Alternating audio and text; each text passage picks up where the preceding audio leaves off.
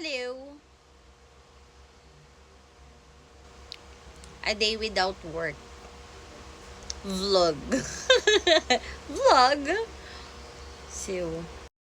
So, kahit wala tayong work, wala kang work, dapat productive ka pa din.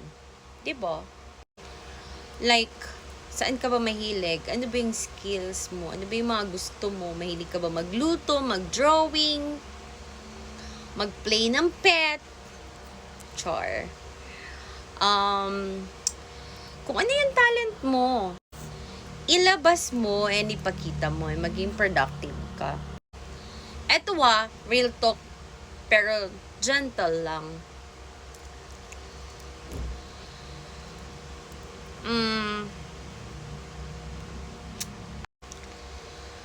Short tips. Kapag stress ka, kumalma ka lang. Hindi ka late sa buhay. Di ba Bogdan? Tapos kung may nadidinig ka naman sa ibang mga tao, gray rock ka lang, gray rock.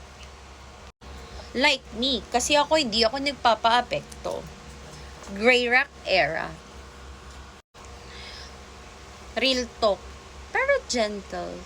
Gentle lang. 3 reminders. Kapag pagod ka na, number 1,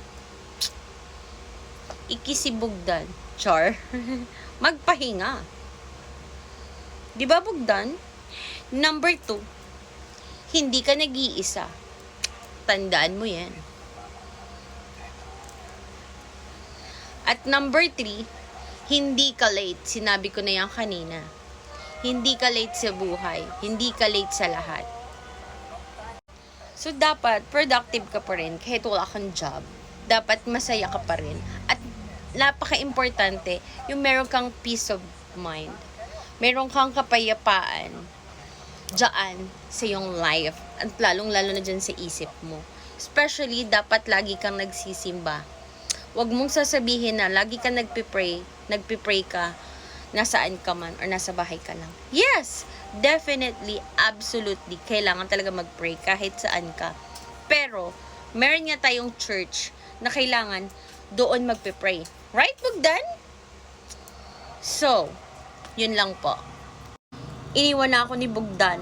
Gusto niya na maglaro. So, hindi natin kailangan mag-dive sa pain, sa stress, sa depression. Gawin mo pa rin productive everyday. Kasi, kaya ka nga nagigising everyday, diba?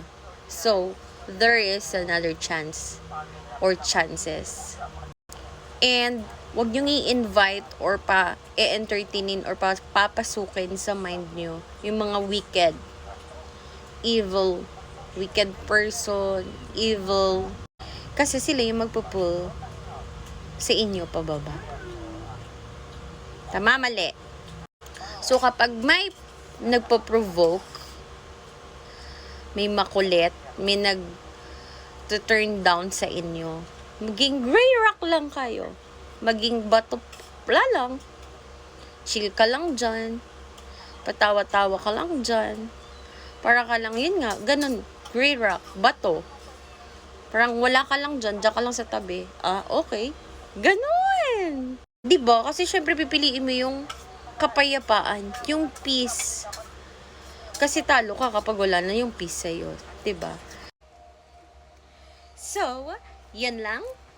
May poong Jesus Nazareno, God bless us and protect us.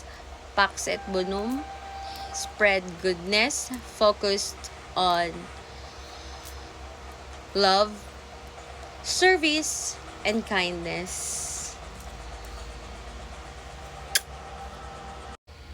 Follow for more and comment below your thoughts.